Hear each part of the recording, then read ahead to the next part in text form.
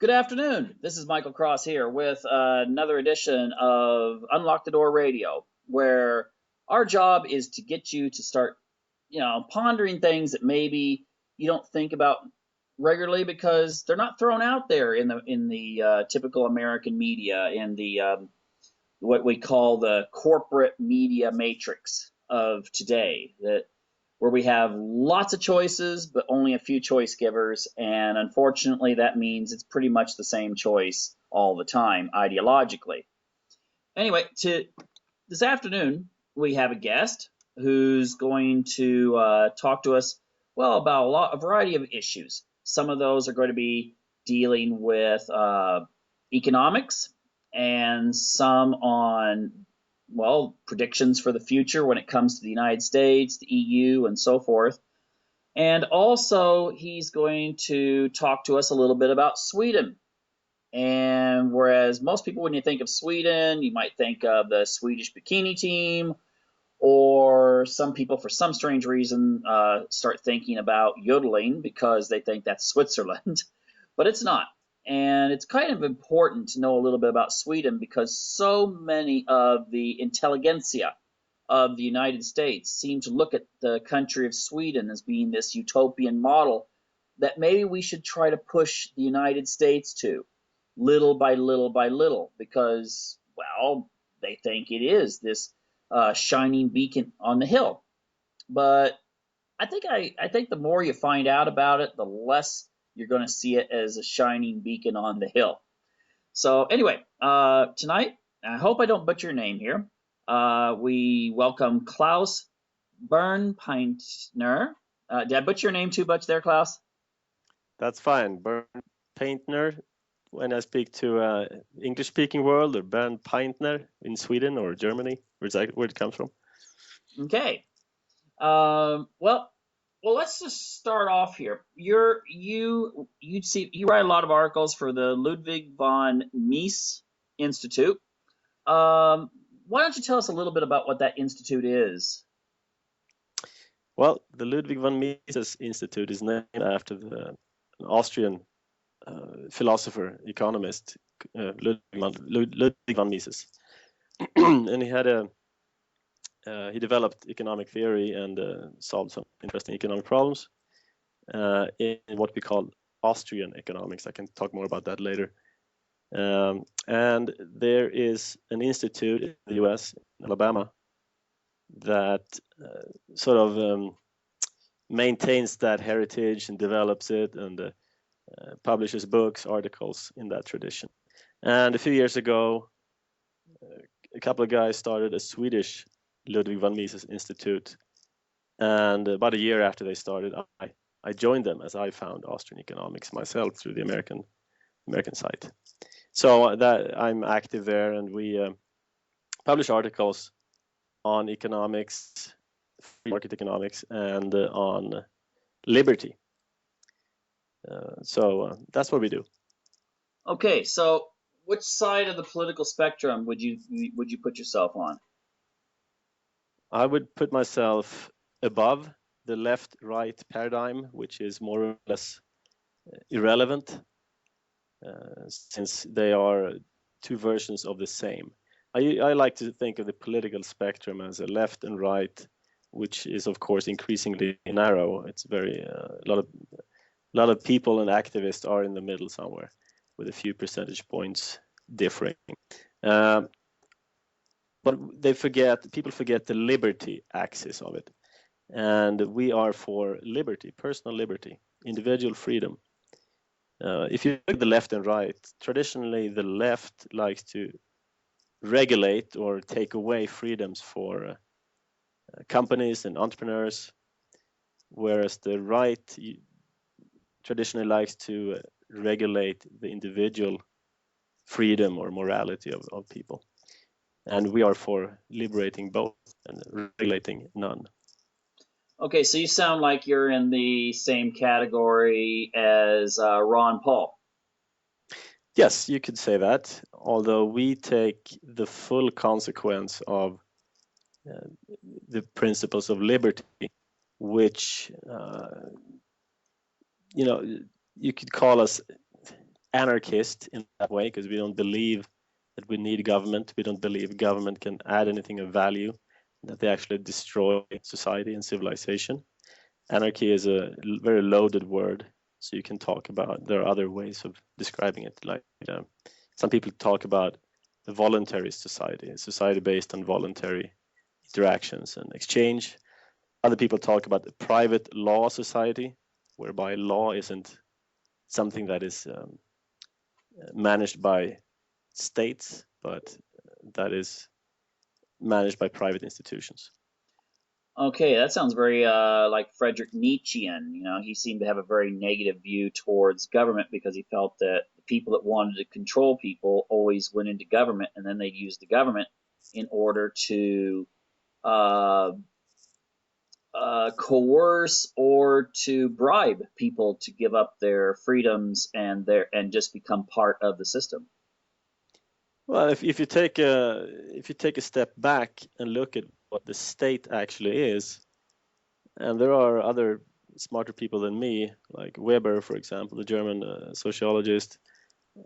His definition, the commonly used definition of what the state is, it's a territorial monopoly on the use of force. There are other ways of looking at the state. The French economist Frédéric Bastiat said the state is the illusion whereby one person, everybody tries to live off everybody else. So that's two similar ways of looking at the same phenomenon, basically. Okay, let me throw this out then. If you look at philosophers such as John Locke, he talked about the idea that people come together, and I don't know, in maybe a primitive situation, people might come together and realize that the river floods every winter and washes away the farmland. So then you might get everyone to contribute a certain amount of food or resources to the people who would then build a dam, and eventually you wound up with a system of administration and taxation and things. But of course, always believing that your rights came from God, and therefore they could not be taken by the state. The state was to defend those liberties, not to take them away. It sounds like, is John Locke popular in your organization? Yeah, he has an important part, and he is the one who try to formalize and understand what is property, and when does something become property. And there are various ways, basically three ways for something to become property in his view, which I basically agree with. Either you take resources that nobody uses, so you're the first taker. And since nobody else is using it, you're not violating anybody else's property. Or it becomes property when you mix your labor with it. For example, I grow an apple tree. So I put the seeds in the ground and I nurtured the plant and grew it into a big tree. So I mixed my labor with this land, and the apples are my products, and I own them because I created them, or I put the labor into it. And the third way is by gift. You give somebody something that you already own, or lastly, you trade it with somebody, and both do it voluntarily. So he talks about property, and property is really the basis of human interaction and civilization. How do we view property? And everybody who promotes a state of some kind violates thereby property in the Lockean sense, because suddenly your products, your labor, partly or completely belongs to somebody else. So this is a very, very fundamental question about property. Well, it even gets to the point of if we can determine whether, what do we really own in regards to, well, even our own bodies. I know that, I mean, you're from Sweden, and we'll get into Sweden shortly, but I'm very interested in biotechnology. I think it's really fascinating, and I've compared the laws with Sweden and the United States on reproductive technology. And in Sweden, they take it to the degree that you're not allowed to sell tissue. You know, you're not supposed to get monetary gain for tissue. Mhm. Well, most of us would understand that, you know, you shouldn't sell a kid. Well, I mean, you know, maybe, you know, I mean, I think the majority of people would say, at least, that you shouldn't sell a kidney on the open market, on eBay or something like that. But then in Sweden, you're not even allowed to sell um, reproductive cells, which means that Sweden has a major shortage for couples that are infertile to be able to get any kind of treatment. And then at the same time, uh, there's no private centers allowed. They have to be through the university medical hospitals. So I guess in Sweden they sort of control your body even. So where would you draw the line? Should a person be able to sell their kidney on eBay, or you know, that sort of thing, or is there some place for law, and then, you know, at some point, at some point you should be able to sell and do what you wish with whatever you wish. Well, I think there's an important distinction here between what should be allowed and what I don't like. There are, I personally think that you live and you let live. As long as nobody interferes with my rights to my body and to the product of my labors, then I shouldn't have any say in what they do. I mean, I might not like what they do, but I'm not entitled to stop them. Hmm. So even though I may think it's a bad idea to sell your kidney on eBay, well, I happen to not care about that. But even if I don't like it, I don't see why I should be allowed to stop anybody doing it. Okay. And the So my morality is personal, but it shouldn't interfere with other people's choices. Okay. Now, of course, that always brings up the question of such things as drugs and things like that.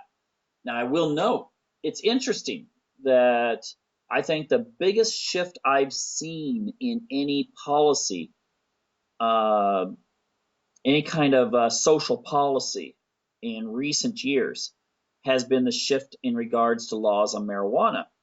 The a very clear majority of Americans want it legalized, and you know, currently the state really regulates it. And where are you that on that one there?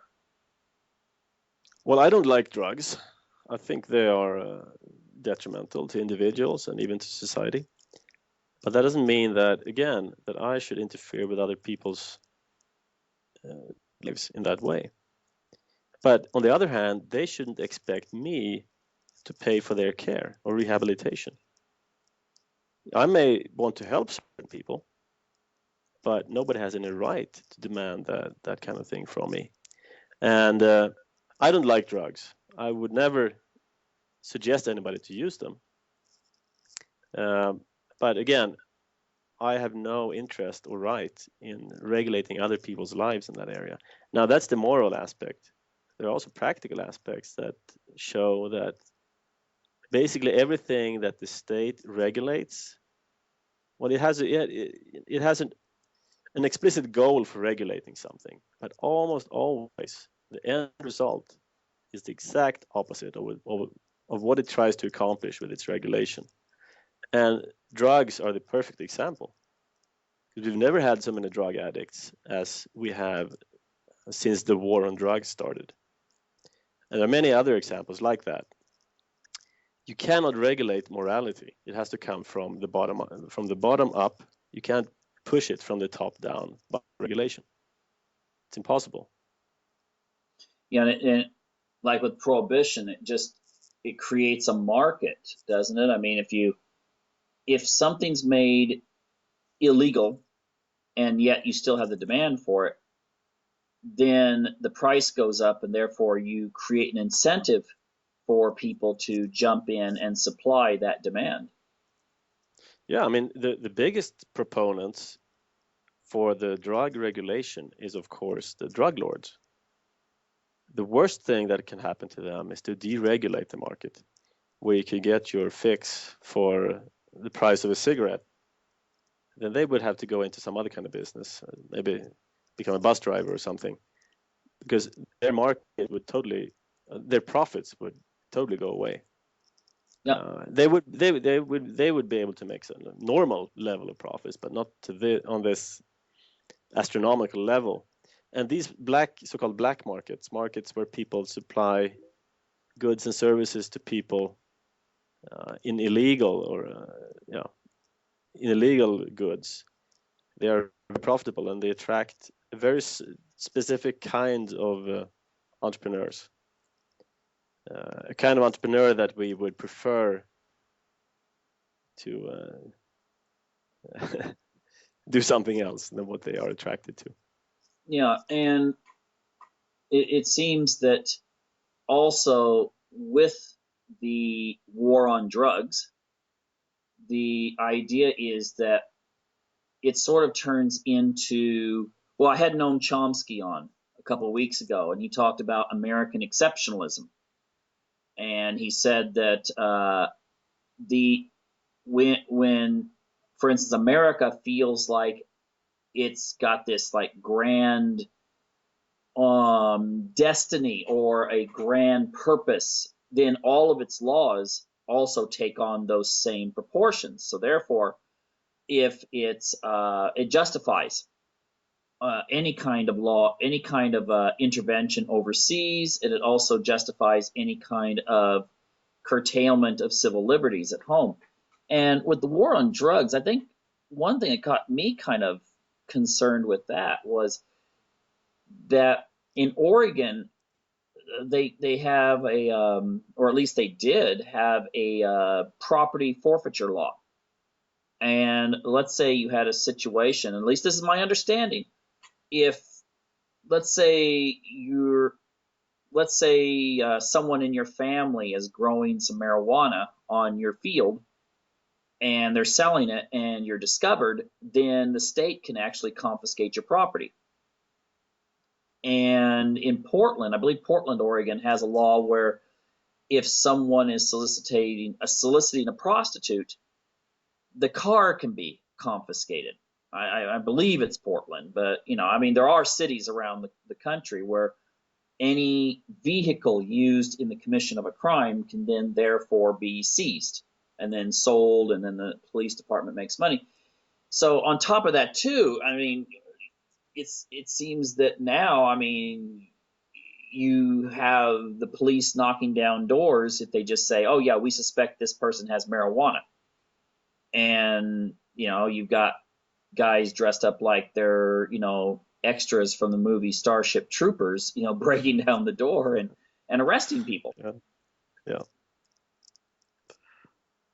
Yeah, that's what you get when you have a monopolized business. You get very high costs and very low quality, and that's why we don't believe in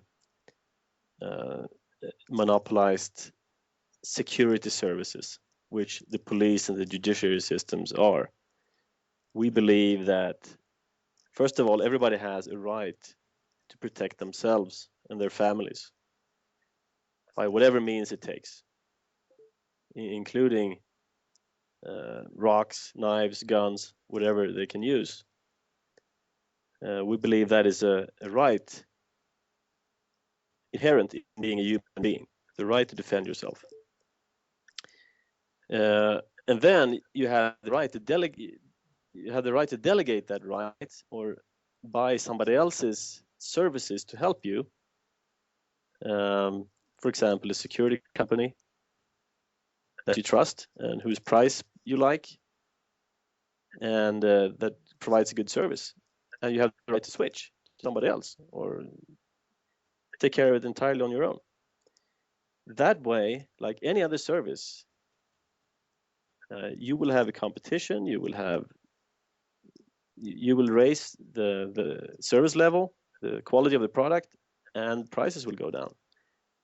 Mm-hmm. So, but if you have a monopoly, it will be expensive, and it will be corrupted, and they will start doing things that benefit themselves at the expense of everybody else, because people can't leave, they can't switch. You can't say to the police who's on your doorstep, no, I just decided to change security companies, because they turn against you. A security company that you hire wouldn't turn against you, they would be on your side. So this is just an example of what happens when you have a monopoly, and it's especially dangerous when you have a monopoly on force. If you really want a monopoly, it should be in something that's not lethal. It should be in maybe who produces the stamps of the country or something like that can't hurt people, or paper clips or something, but not in something as important and dangerous as security. Well, correct me if I'm wrong, but in the United States now, one of the big booming industries is private prison companies, where a company, a corporation, can approach the state, who of course they control the prisons. The company can approach the state and say, we'll run this for cheaper, and we'll run it for profit. And then, of course, the prison industry, from my understanding, is, you said the drug lords are the first ones in line to say, hey, don't relax the drug laws at all, keep them on the books really strong. But then the prison industry is very much into that too. Yeah, I mean, it's interesting. If you look at the annual report of a corporation, they talk about the risks and opportunities of their business.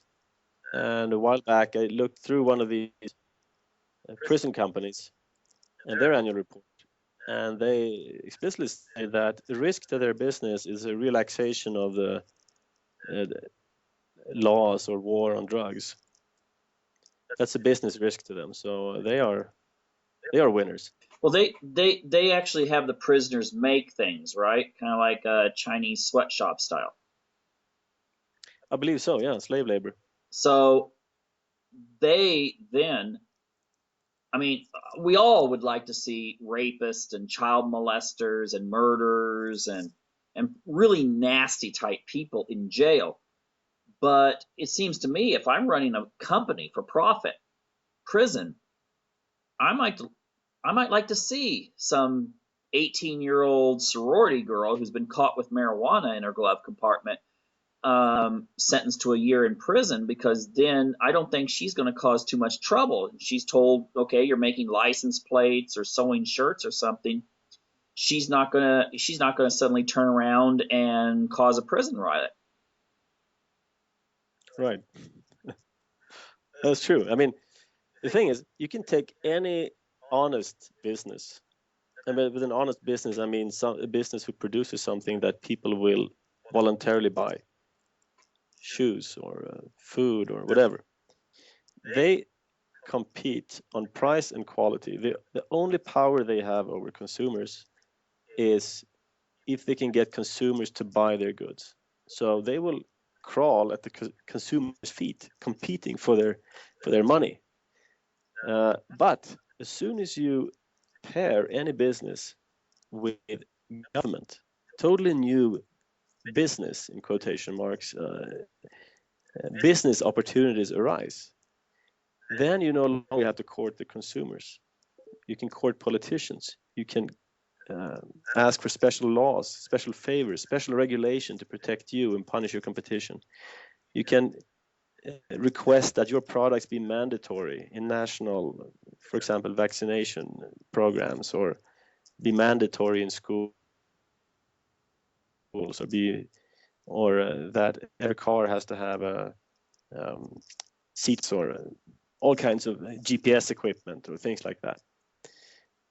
So pairing up with the government in so-called private-public partnerships, that always corrupts business. And the prison industry is no different. It's probably one of the better examples, in fact. So if you want to keep something honest and governed by consumers, producing for consumers, then you should not combine it with government in any way. Mm-hmm. And the tragedy of this is that people see these so-called privatizations when they are in actual fact these public-private partnerships, and they fail. They become expensive, their quality goes down. You see it in schools, you see it in healthcare, you see it in prisons, you see it in so many places. And then people blame capitalism. But capitalism is only a condition where the producer owns his factories or his production equipment, and he's free to sell his goods. What we have there is not, and he competes on a market. What we have in these situations is not capitalism. It's rather called fascism. If you look at Mussolini, the prime fascist of all, his own definition of fascism was companies being owned by private individuals, but run or managed or dictated to by government. In other words, these private-public partnerships. So what we have today, since all industries, so many industries are so heavily regulated and told what to produce, who to sell to, what products must look like to be safe, to be healthy, and so on. We have fascism. We don't have so much communism or socialism. We have fascism. Well, I have noticed that on environmental policies, whether that's when it comes to timber, mining, so forth, it seems that when you come up with regulation, I mean, the average person is probably thinking, well, we're going to try regulating the amount of pollution that comes from this industry. And they probably think this is got all the corporate leaders all, thinking, oh, no, we're going to be hit with this regulation, when in reality, often, if not in all cases, the large corporations actually write congressmen in America don't write their own legislation. It's written up by lobbyists for whatever interests are out there. And many of these pieces of legislation are actually written by lobbyists for large corporations, and knowing that with regulation then that it will cripple the little guy, the little sawmill that has employs 10 people and has been around, is pretty much a family operation, won't be able to afford the timber contracts when various environmental laws go in. But the big guys will be able to either get their lumber from overseas, or will be able to spend a little extra money, because then less supply will send the price up, and therefore they make a bigger profit and knock out the little guys. Absolutely. I mean, when you run a business, your trouble is not your customers. Your trouble is competition. Now, competition forces you to continually improve and serve your customers harder, better, cheaper. And that is what advances progress in and economic growth. Now, to be a successful company, you have to spend efforts in marketing, and you have to employ salespeople and so on. And as you grow beyond a certain size, you realize that instead of spending so much on marketing and business trying to attract customers, it's actually cheaper at this point to buy law and regulation. So you go to your congressman and you say, well, here's a piece of law. It's going to help protect consumers from bad producers. It will help growth in your state. So okay, he says, good idea, and you and as it happens, here's a piece of law that I've written for you that does all this, and so it gets passed into law. And I would say that all laws these days are laws like that. I mean, to me, law is you shouldn't steal, you shouldn't hurt. That's it. You only need those two rules. The rest of laws are special interest laws of some kind, and it's very obvious these days where these laws come from if you know how things work. Well, is it true that the Obamacare, it's called whatever, the Affordable Health Care Act, whatever it is, or Obamacare, that legislation was actually written by the insurance industry, wasn't it? Of course. And I think there was only like a handful of congressmen and senators that actually read through the proposal from page 1 all the way through the whole thing, even though it was a very monumental act. They didn't read it, and they still passed it. And no, I mean they've already been paid to pass it. Why should they read it? Yeah, and it's just extra work. Yeah, and so I think it's important for people to actually kind of realize that the high school civics lessons that you get from Maine to Hawaii, from Texas to North Dakota, are where they talk about the public servants, the mayor and the city council and the state legislator and the congressmen and senators, and they sacrifice of themselves to run the government by and for the people of the United States. That's a little bit of propaganda there, because many of them are trying to gain everything from power to more money to and most of them are not experts. They don't know a lot. They're usually lawyers, and they know a little bit about a lot of things, but not a lot about a little. Yeah. So, yeah, I don't know if that's any different anywhere else in the world. But speaking of the rest of the world and healthcare and all that kind of stuff, you come from Sweden. Yep. And now you live in America, which is your wife also Swedish? She's Swedish. Yes. Okay. So it's not like one of those situations where it's a mixed family, a Swedish wife or Swedish husband, and vice versa. But often Sweden is looked upon by academics as being this utopia, this shining example of how socialism has worked and things like that. What's your opinion on that in light of? Well, let's look at healthcare. Okay, Sweden has a system of healthcare already. Is it efficient?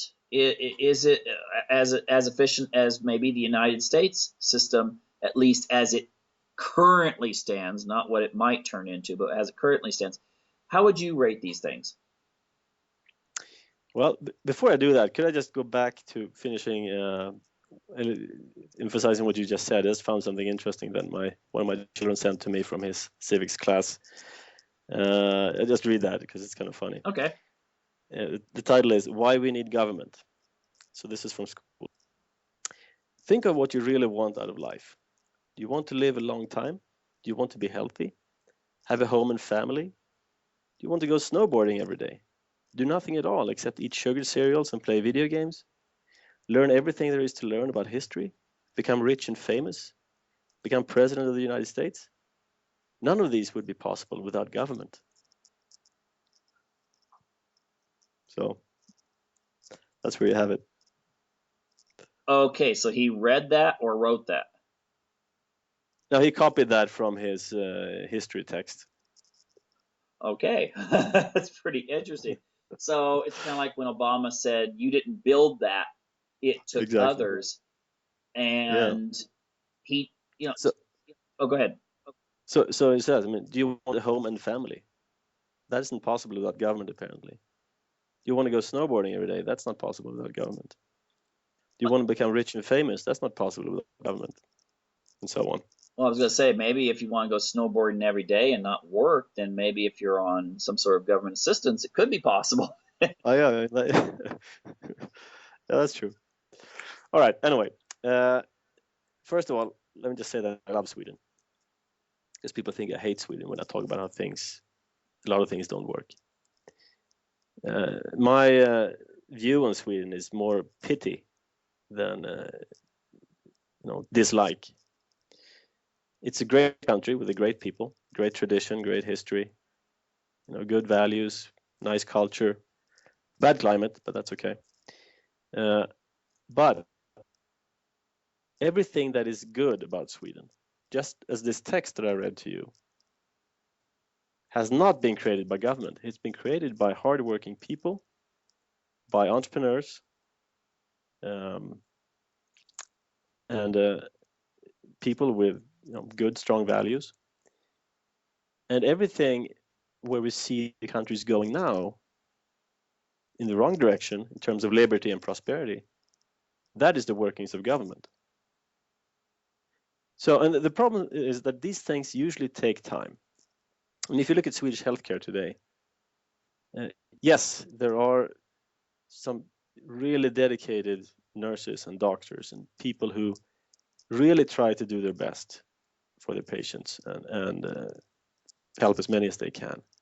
So they are victims of a very, very bad system, of a very bureaucratic and complex, centrally planned system. And central planning doesn't work. You cannot sit in your healthcare department and calculate how many people will break a leg the next year. You can't calculate how many people will need a heart surgery. So it becomes, instead of being controlled by supply and demand, whereby doctors and hospitals can adapt quickly to what they see that people need and want and are willing to pay for, they are bound by bureaucratic budgets and rules. Yeah, we can only do so many broken legs because that's all the equipment and organization we've been given to do it. We can't adapt. But the thing is, we've come a long way in Sweden. We've gone far in the wrong direction. If you're going to go to the emergency room, if you're lucky, you get help immediately. But that's very, very rare. Usually, I mean, it's not uncommon that people sit for a whole day and wait for attention. A friend of mine told me that it happened when he took his dad to your local healthcare central. He sat there. People were crying in pain and had all kinds of problems, and he waited and waited and waited, and nobody came. So he just ripped open the door and walked inside, and there were like 10 nurses sitting there talking, and there were doctors filling out government forms, and that's what you get. And that's what you're going to get in the US. Now, usually these things take a long time. I mean, the state of Swedish healthcare today is a consequence of policies or politics started like 50, 60 years ago. So, of course, people who look at the system today, they just see that it's broken. But they don't see the connection to all these little political decisions made over time. They think there's not enough money. That's always the problem. The system needs more money. So we already pay 70% tax, according to one of the big banks. Did a study about a year ago. 70% tax. So I asked them, at what tax rate will healthcare work? Is it 75? Is it 80%? It's not a problem of money. It's a problem of organization. But usually these things take time to become this bad, as in Sweden. And that makes it hard for people who don't understand how socialism and economics work to make the connection to the politics started a long time ago to the results today. Now with Obamacare, it seems to be different because that failed instantly. So it provides a very good example for people to, within a short time frame, see what socialism does. It doesn't work. Yeah, I was going to say that the when a lot of times you'll see the price of gasoline compared per country, and I used to think the reason why Sweden's price was about 5 or 6 times higher than the United States price per gallon. You have to convert from liters to gallons, so forth, was because Sweden didn't have any of its own gasoline until I realized that gasoline is oil is a world commodity. It really doesn't matter so much if you're pumping oil. I mean, much of the oil in Alaska goes to Japan because the Japanese are willing to pay for the contracts to get the oil. And yeah, I mean, transportation is relatively cheap. Just look at the price of bananas, for example. Yeah, yeah, and then but the what really gives you the highest prices, and there was 2-3 years ago, there was a really major winter where I can't remember the exact figure. It was like 15% or some really high figure of homeowners could not pay their electric bills because the winter was like, I don't know, the translation 25 degrees below Celsius, which that's below 0 Fahrenheit. And the the thing was, there was a lot of homeowners that were having electric bills now of like $1,000 or $1,500 a month, because and the real, it's something, what is it, 71% of the price of electricity or gasoline or something like that is actually taxes. No. Yeah, I mean, of gasoline, that's the case. I think it's 85% is taxes. So that's what makes a big difference. Electricity is another interesting case, and it's a perfect case of what I'm trying to describe. Yes, they deregulated, they say. They privatized the market for electricity, right? That's what they said. Let's create a market. So they have this idea of markets are good. But what they don't do is they don't deregulate. You need to get rid of the regulation. You need to make it possible for producers of electricity not just set their own price, but also to increase capacity when price goes up.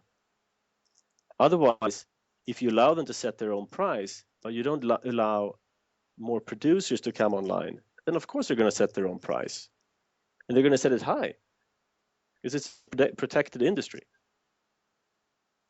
So Yeah, that's what happened with the electricity prices a few years ago, that cold winter. but then the government has very little incentive to try to cut back on those costs because they're making a percentage based on taxes. Oh yeah, absolutely. So they benefit if it's a nice cold winter and the electricity prices are high. The government makes a lot more money, versus if you have a mild winter, they actually might not meet their quotas for how much money they're going to make that year. And that's a general rule in a free society. All the incentives are aligned in the consumer's favor, and also actually in the producer's favor. They are aligned against political entrepreneurs' desires. In a government controlled, in a state controlled society, the incentives are twisted against consumers and producers and workers, instead be in favor of um, politicians and public servants, as they're called, because they make the rules and everybody acts in their own self-interest. But the magic of a free society is that the incentives are aligned and to the advantage of normal people. Well, just That's what I say. That's usually what I say. I hate socialism because I feel sorry for the poor people. well, I was just going to say too. I mean, that sometimes it takes an example that kind of hits people emotionally, and that can be ice cream. I remember I I have a friend who is Swedish, and it was the first time he'd ever visited a local Albertsons supermarket, and he he saw the ice cream section and how many flavors there were, and there was like, well, you know what it's like in America. It's like Yeah. you got everything. I even hear there now some of the restaurants are selling bacon sundaes. Sounds disgusting to me, but you know someone likes them, so if there's a demand, you'll get bacon sundaes. Yeah. But the thing is, in Sweden, if you look at the ice cream section, it's pretty sparse. I mean, it's pretty much the very basics. You don't get the real novelty flavors. I mean, yeah, now Ben and Jerry's is here and stuff like that, but you just don't get very much selection. And I often wonder if that is because people just kind of conform to what flavors are traditional, or if it's just that, you know, if you're an ice cream company in America, you're constantly trying new flavors and new gimmicks to see if this will sell, if this appeals to the consumer. Versus in Sweden, it just doesn't seem like there's that much variety. And again, I mean, maybe ice cream something people can really understand. Yeah. Usually, I like to play the game that I call Find the State, because it's usually the fact when something seems contrary to reason and how people are, there's usually some kind of government state involvement in it, in regulating or something like that. And I haven't looked into ice cream, but it wouldn't surprise me if there's a state finger in that play somewhere. Uh, it could also be some, I don't know, in ice cream, if maybe it's a smaller population in Sweden and the US, maybe it doesn't pay to create a lot of different flavors, but I doubt that. I think and also, of course, it should be possible to just import stuff from abroad. And I don't know how many flavors there are in other countries, thousands, but there are regulations on what you can bring into the country, customs and tariffs and countries of origin and all kinds of stuff that makes it hard for new products to enter. Yeah, sort of on this idea of what people kind of get satisfied with. I wanted you to there's two things that American listeners, or maybe people from any country listening to this, may find very unique about Sweden, and that's two terms. One is called Jämtelagen, and the other one is Logum. I hope I pronounced those right. My Swedish really is not that great, but but could you explain those in relation to maybe why you see a certain level of acceptance or even conformity in the population in Sweden as opposed to maybe, I don't know, the United States? Yeah, this word lagom actually has a long tradition, very old roots, as I understand.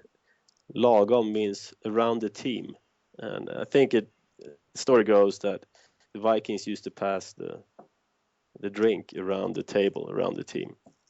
So that's and everybody would take a sip, but not too much and not too little. They would take as much as they could, and still there would be enough for everybody. So lagom means that you don't no excesses, not too much, not too little, just perfectly in between. And so there's this expression, lagom is best. So you shouldn't be extreme in any direction. You should be in the mainstream. It's a virtue. And Jantelagen is, I think it was a Danish author who wrote a play about Jantelagen. The Jante law basically says that you shouldn't think that you are anything special. And this is a natural consequence of socialist ideals. Because in a socialist society, everybody is replaceable. Nobody is unique. And I think it was Marx who said that everybody, you can work on the factory floor during the day, and you can be a philosopher or a concert pianist in the evening. Nobody's special. Everybody's just a cog in the big machine. and that you have that mentality in Scandinavia and maybe more in Sweden than the neighboring countries. So staying in the mainstream is good and it's safe. Um, and I mean, what's interesting when I come to the U.S., of course, so you have socialist influences here too. So you have people saying things like, "You didn't build that; everybody else built," and that's jantelagen to me. You shouldn't think that your work had anything to do with this. You're not special. You were lucky. But that's actually against American tradition, and it's actually against Swedish tradition if you go further back.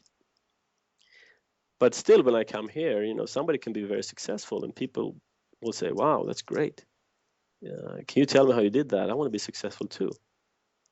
But what you find in Scandinavia and in Sweden, if somebody's successful, people will say, "Well, he was just lucky," or even actually before that, they would say, "Well, he's an entrepreneur. He must have cheated with the taxes."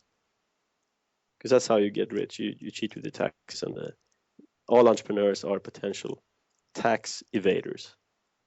And if you still can't find that he cheated with the taxes, then he was just lucky, because it doesn't have anything to do with him, because he's no special. You're no special.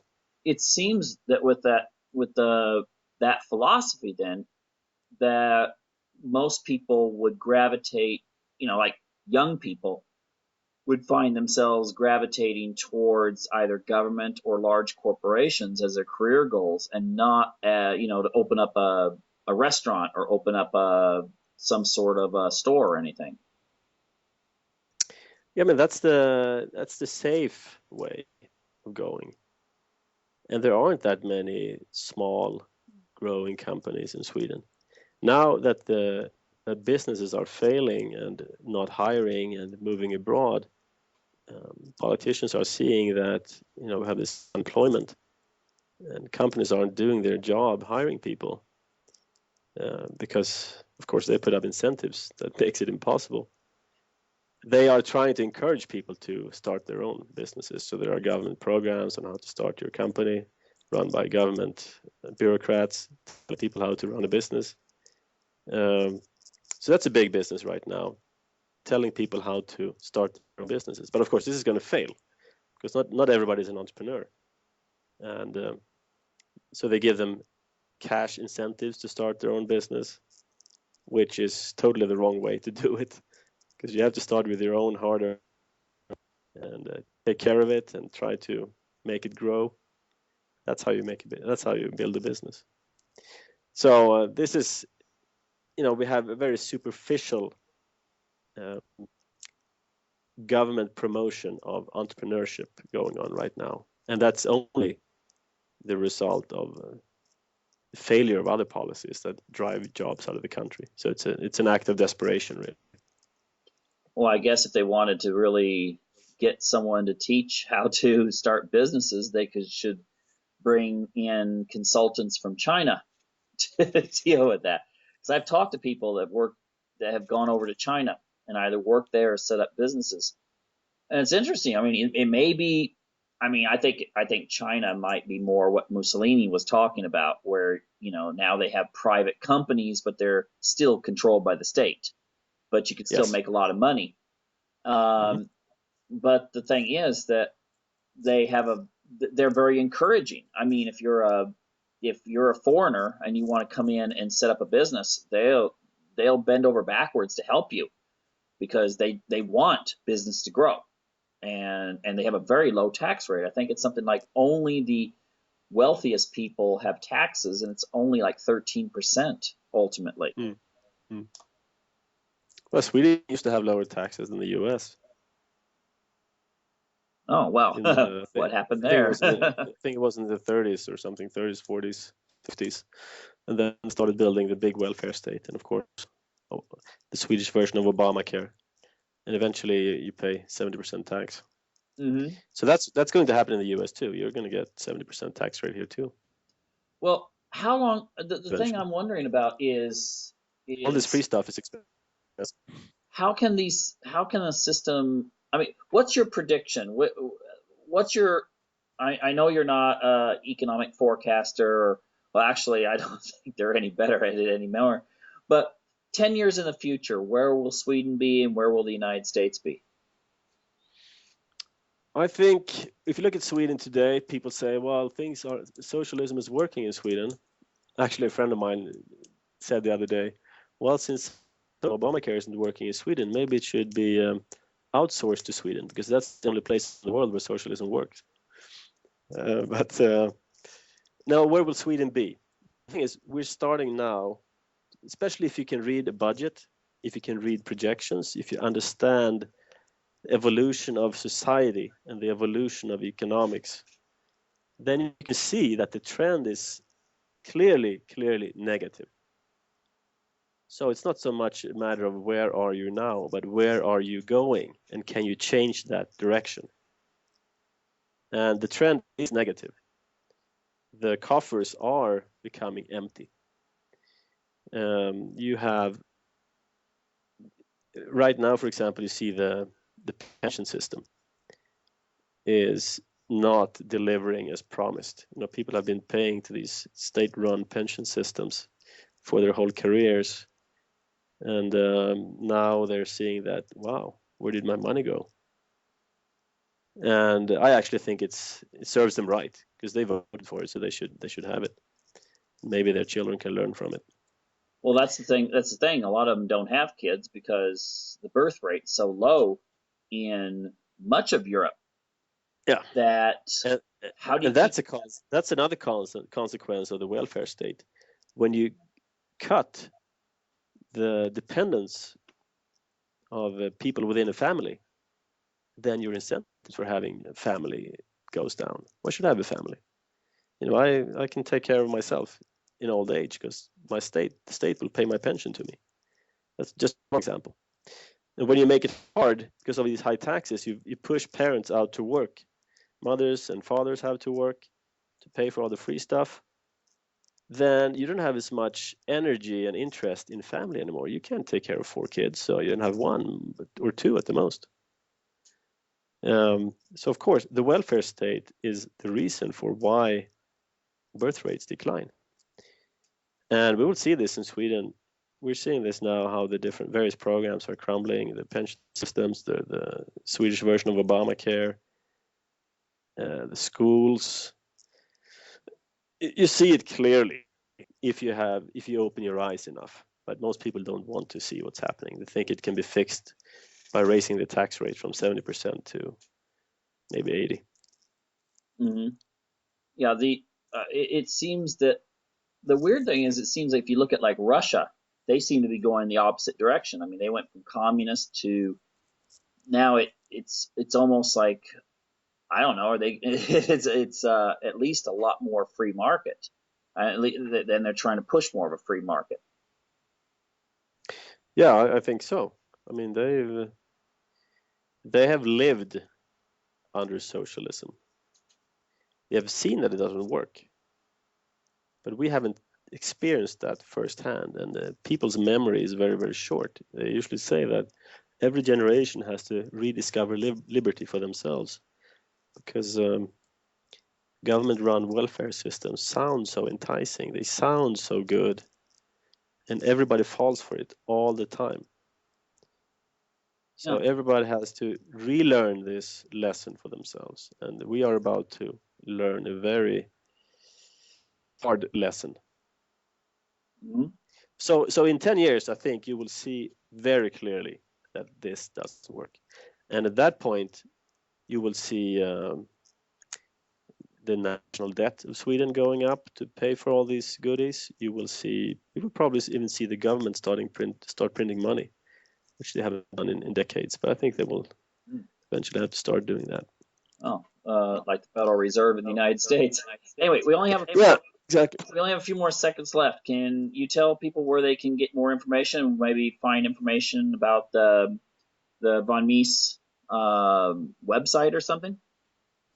Yeah, if you speak Swedish, you can find us at Mises, mises.se. If you're English speaking, you go to mises.org, mises.org.